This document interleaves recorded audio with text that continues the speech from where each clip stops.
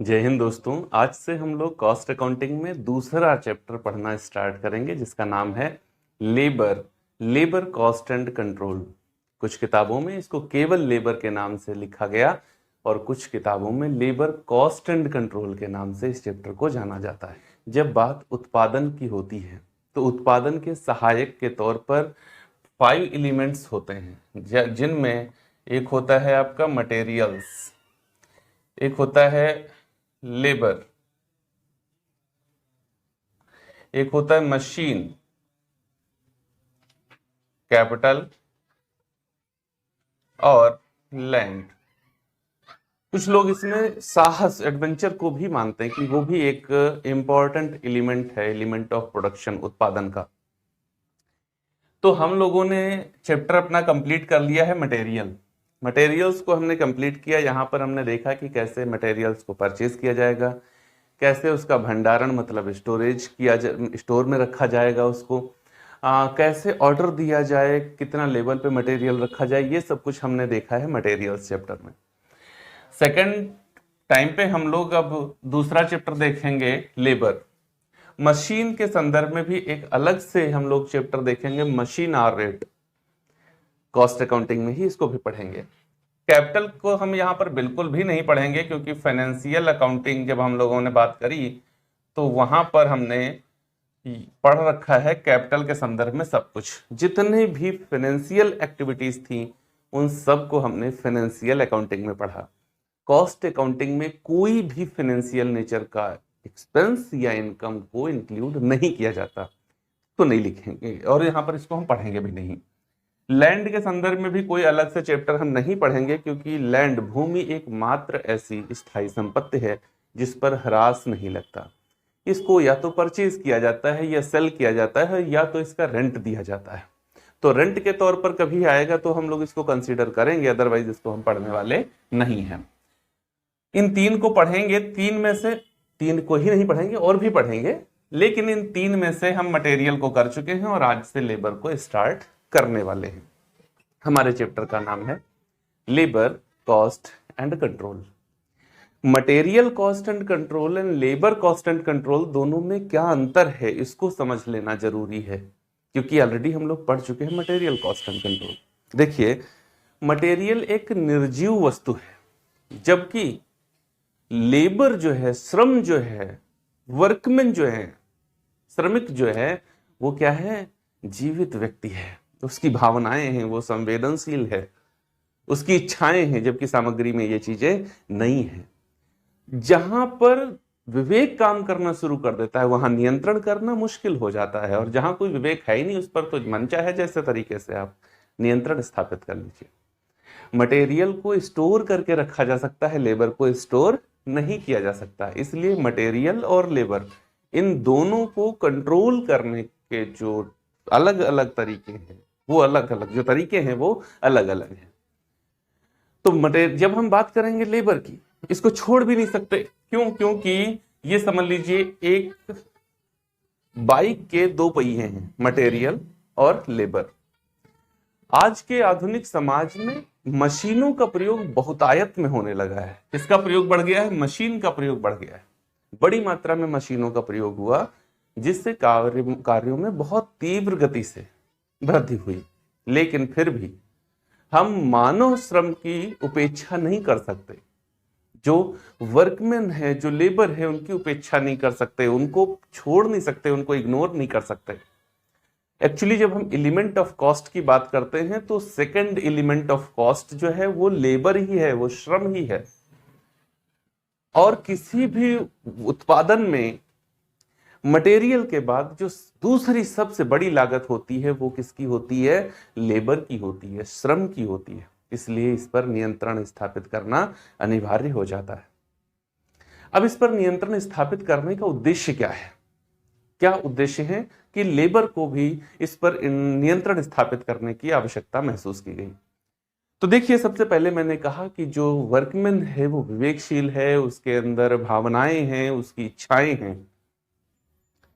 तो बस उसकी भावनाओं को संतुष्ट किया जा सके, उसकी इच्छाओं को संतुष्ट किया जा सके, उसकी भावनाओं के अनुरूप कार्य किया जा सके, उत्पादन को बढ़ाया जा सके, प्रति इकाई श्रम की लागत को कम किया जा सके, लेबर के लिए वेलफेयर प्रोग्राम्स अरेंज किए जा सके, वस्तुओं के उत्पादन की किस्म जो क्वालिटी है उसको बेहतरीन किया जा सके। इन तमाम सारे कार्यों की, इन तमाम रीजंस की वजह से लेबर कॉस्ट एंड कंट्रोल का कॉन्सेप्ट अडॉप्ट किया जाता है कॉस्ट अकाउंटिंग में। तो अब हम लोग देखते हैं कि लेबर कॉस्ट एंड कंट्रोल में कौन कौन से एलिमेंट हैं जिनको फॉलो किया जाता है इस कॉस्ट को कंट्रोल करने। जब बात एलिमेंट ऑफ लेबर कंट्रोल की करेंगे कि लागत, श्रम की लागत को नियंत्रित करने के तत्व कौन कौन से हैं, तो 4 तत्वों में इसको विभाजित किया जाता है। नंबर 1 पर है प्रोडक्ट प्लानिंग, नंबर 2 है लेबर बजट, नंबर 3 है लेबर स्टैंडर्ड्स और नंबर 4 है effects of labour incentive plans. तो सबसे पहले नंबर पर जब हम बात करेंगे प्रोडक्ट प्लानिंग, प्रोडक्ट प्लानिंग का तात्पर्य है कि किसी भी वस्तु का उत्पादन करना है, वहीं पर तो श्रम की आवश्यकता होगी। किसी वस्तु का उत्पादन करना है, जब उत्पादन में जाते हैं तो श्रम की आवश्यकता पड़ती है सामग्री के बाद।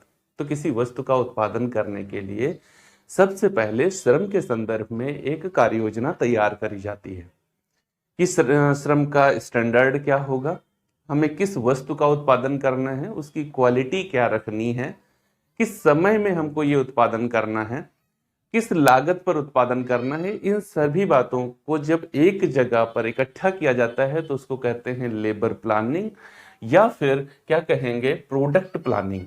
प्रोडक्ट प्लानिंग उत्पादन करने के संदर्भ में कितना हमारा लेबर लगेगा इसकी प्लानिंग करते हैं, तो प्रोडक्ट प्लानिंग होएगा। दूसरे नंबर पर आता है लेबर बजट।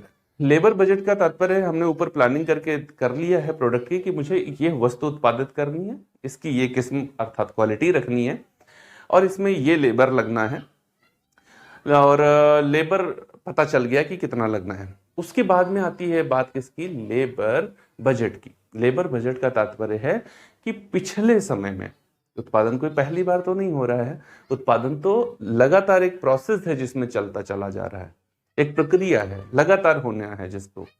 तो पिछले समय में जितना लेबर लगा था किसी वस्तु, उसी सेम टाइप की वस्तु को उत्पादित करने में, उसके आधार पर जो वर्तमान में चेंजेस आए हैं, जो वृद्धि हुई है या कमी आई है लेबर में, उसके आधार पर एक लेबर बजट तैयार कर लिया जाता है, जिससे इस बात का अनुमान लगाया जा सके कि लगभग इस प्रोडक्ट को बनाने में हमारा कितना लेबर लगेगा। ओके, नेक्स्ट स्टेप होता है लेबर स्टैंडर्ड।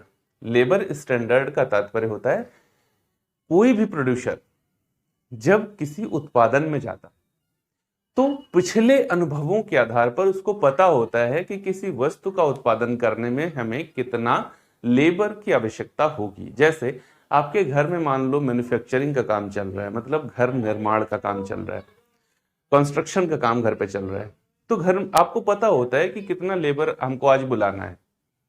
जिस दिन जुड़ाई चल रही है ईंट वाला, उस दिन कम लेबर की आवश्यकता होती है, जब स्लेब पड़ रही होती है तो ज्यादा लेबर की आवश्यकता होती है, और उसी अनुपात में बुलाए जाते हैं। क्यों? आपको पता है ना, कैसे पिछले अनुभवों के आधार पर, या तो आपके खुद के हैं या तो आपने उनको देखा है कहीं पर। ठीक इसी तरीके से ये लेबर स्टैंडर्ड है, आपको पहले से अनुमान है कि कितना लेबर लगेगा और वो किस कॉस्ट पर मिलेगा। तो सबसे पहले जब किसी प्रोडक्शन को करना होता है, किसी प्रोडक्ट को प्रोड्यूस करना होता है, तो एक लेबर स्टैंडर्ड निर्धारित किया जाता है कि इस वस्तु को उत्पादित करने में कितना लेबर लगेगा और उस पर कितना कॉस्ट हमें एक्सपेंड करना पड़ेगा। ये स्टैंडर्ड होता है। उसके बाद में जब प्रोडक्ट बनकर के तैयार होता है, फिनिश गुड्स, तब उसमें एक्चुअली कितनी लेबर लगी है और उसके लिए मुझे कितना पेमेंट करना पड़ा। इन दोनों के बीच में जो वेरिएंस होता है, अगर स्टैंडर्ड से एक्चुअल कॉस्ट ज्यादा हो गई है तो फिर कहीं ना कहीं मैनेजमेंट या फिर प्लानिंग में अकुशलता है, तो उसको सही किया जाता है। तो ये तीसरा फैक्टर होता है। चौथे नंबर पर अगर बात करें तो effects of labour incentive plans. Actually हम लोग इस चैप्टर में इसी पर फोकस्ड रहेंगे, क्योंकि जो न्यूमेरिकल क्वेश्चन पूछा जाता है वो मैक्सिमम टाइम यहीं से पूछा जाता है और कहीं से कोई क्वेश्चन नहीं बनता। इंसेंटिव प्लान क्या है आगे बात करेंगे, लेकिन हम यहां पर देखते हैं एलिमेंट ऑफ लेबर कंट्रोल में कि जो हमने लेबर इंसेंटिव प्लान्स बनाए थे वो कितना इफेक्टिव हो रहे हैं। उनकी वजह से हमारे श्रमिक संतुष्ट हैं या नहीं संतुष्ट हैं, उनकी वजह से उत्पादन बढ़ रहा है या नहीं बढ़ रहा है, हमारे श्रमिकों का जीवन स्तर सामान्य बना हुआ है या नहीं बना हुआ है। अगर ये सब कुछ हो रहा है, हमारी प्रति इकाई लागत कम हो रही है या नहीं कम हो रही है, तो ये सारी चीजें कहां से पता चलती हैं? जब हम effects of labour incentive plans की बात करते हैं तब। तो ये वो 4 फैक्टर हैं जो लेबर की कॉस्ट को कंट्रोल करने में मुख्य रूप से भूमिका निभाते हैं। इन्हीं के आधार पर लेबर की कॉस्ट को कंट्रोल किया जाता है। अब बात आती है कि श्रम को अकाउंटिंग करने के लिए या श्रम को पूरा का पूरा मैनेज करने के लिए कितने डिपार्टमेंट्स का यूज किया जाता है। जब हम लोग बात करेंगे कि मैनेजमेंट ऑफ लेबर कंट्रोल अर्थात जो श्रम है उस पर नियंत्रण करने के लिए कौन कौन सी व्यवस्थाएं बनाई गई हैं, तो उन व्यवस्थाओं में 4 डिपार्टमेंट आते हैं।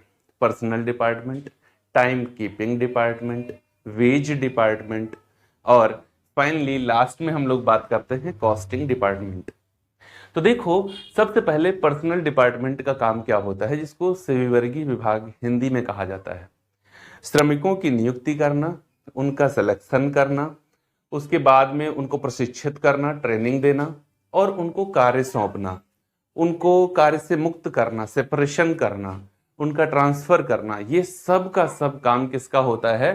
तो वो पर्सनल डिपार्टमेंट का होता है, सेविवर्गीय विभाग का होता है। मतलब लेबर कार्य करने के लिए अगर वर्किंग प्लेस पे आ रहा है तो वो कैसे आएगा, उसको कौन सेलेक्ट करेगा, ये पूरे का पूरा जिम्मेदारी किसकी होती है? वो पर्सनल डिपार्टमेंट की होती है।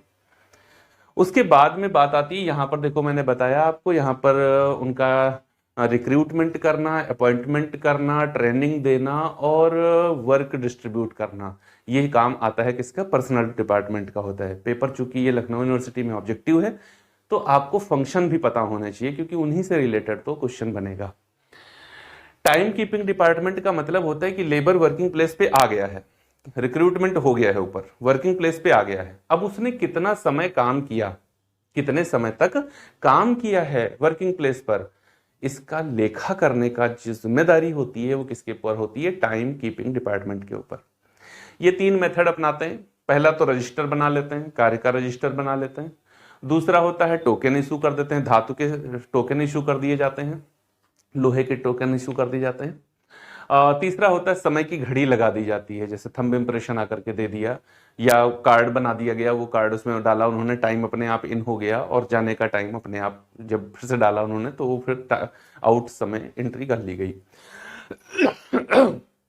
तो टाइम कीपिंग डिपार्टमेंट का मतलब होता है लेबर जो वर्किंग प्लेस पर है वो कितने समय तक काम किया, ये जिम्मेदारी किसकी है? टाइम कीपिंग डिपार्टमेंट की है कि उसको वो मेंटेन करे। फिर आता है वेज डिपार्टमेंट।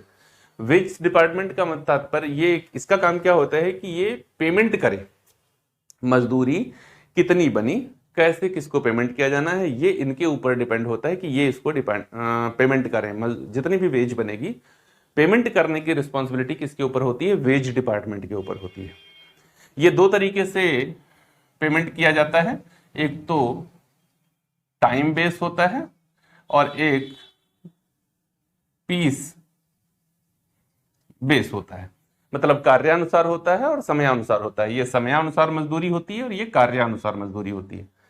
कार्य के आधार पर वेज पेमेंट किए जाते हैं कि आपने अगर मान लो 2 रुपए पर यूनिट है, आपने 8 यूनिट बना दिया तो 16 रुपए आपके, 10 यूनिट बना दिया तो 20 रुपए आपके, 20 यूनिट बना दिया तो 40 रुपए आपके। ये कार्यानुसार है, मतलब जितना आप कार्य करेंगे उसके आधार पर आपको वेज पेमेंट हो जाएगी।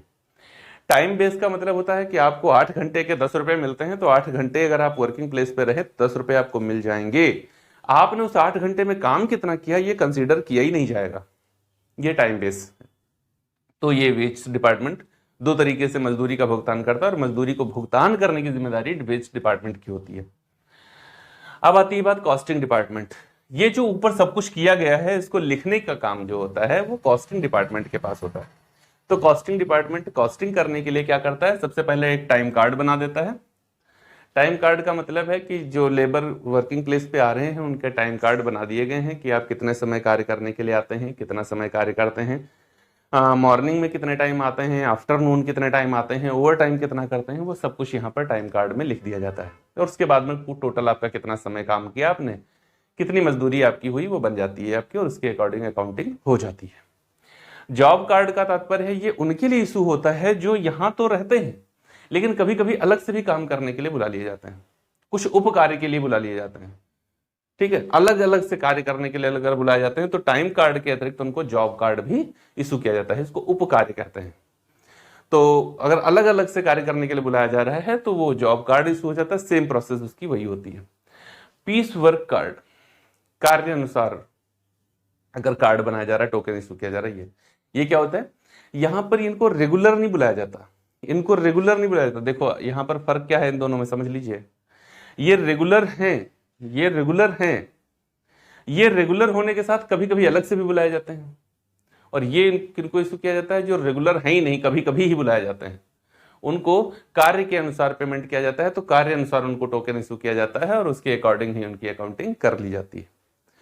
तो ये है पूरा लेबर कॉस्टिंग एंड कंट्रोल का प्रोसेस। यहां से ये 4 तरीके से हम लोग क्या देखते हैं, एलिमेंट ऑफ लेबर कंट्रोल, जहां से लेबर को कंट्रोल करने के एलिमेंट क्या हैं, कैसे कौन कौन सी विधियां यूज करते हैं उसको कंट्रोल करने के लिए। यहां पर है management of labour control, labour को कंट्रोल करने के लिए कौन कौन से मैनेजमेंट के स्टेप्स हैं, कौन कौन से डिपार्टमेंट्स यूज किए जाते हैं। क्यों हम करते हैं labour cost and control, starting में बताया हमने, किस्म जो क्वालिटी है वो बेहतरीन बनी रहे। ध्यान रहे लेबर कॉस्ट एंड कंट्रोल का तात्पर्य ये कतई नहीं है कि मजदूरों को भुगतान कम किया जाए। लेबर कॉस्ट एंड कंट्रोल के पीछे का जो मेन उद्देश्य है, मुख्य उद्देश्य है, वो ये है कि सामग्री की गुणवत्ता बनी रहे और उत्पादकता बढ़ जाए। उत्पादकता बढ़ाने का उद्देश्य है, ना कि लेबर को कम पेमेंट किया जाए। ये लेबर को कम पेमेंट करने का इनका कोई उद्देश्य नहीं है, क्योंकि लेबर को कम पेमेंट करके आप उसको सेटिस्फेक्शन नहीं दे पाएंगे, और अगर लेबर सेटिस्फाई नहीं हुआ तो प्रोडक्शन बेहतरीन हो ही नहीं सकता है। तो ये एक बेसिक स्ट्रक्चर आज हम लोगों ने जाना लेबर कॉस्ट एंड कंट्रोल का। हम लोग अपने अगले वीडियो में ये देखेंगे कि कौन कौन से इंपॉर्टेंट्स वर्ड्स हैं जिनका हमें यूज करना है लेबर कॉस्ट एंड कंट्रोल में। खास तौर पर हमारा फोकस रहेगा लेबर टर्नओवर पर, वो क्या होता है और कितने तरीके से उसको कैलकुलेट किया जाता है, उससे रिलेटेड न्यूमेरिकल क्वेश्चन भी बनता है। तो अगले वीडियो में उसको देखेंगे, और उसके बाद में हमारा मेन फोकस रहेगा इंसेंटिव वेज प्लान पर। तो अगर वीडियो अच्छा लगा हो तो लाइक, शेयर और कमेंट जरूर करिएगा। चैनल को सब्सक्राइब नहीं किया है तो कर लीजिए, बेल आइकन को प्रेस कर लो ताकि आने वाले वीडियोस का नोटिफिकेशन आपको फटाफट बिना किसी विलंब के मिल जाए। मिलेंगे अगले वीडियो में और वहां देखेंगे लेबर टर्नओवर। तब तक के लिए जय हिंद दोस्तों।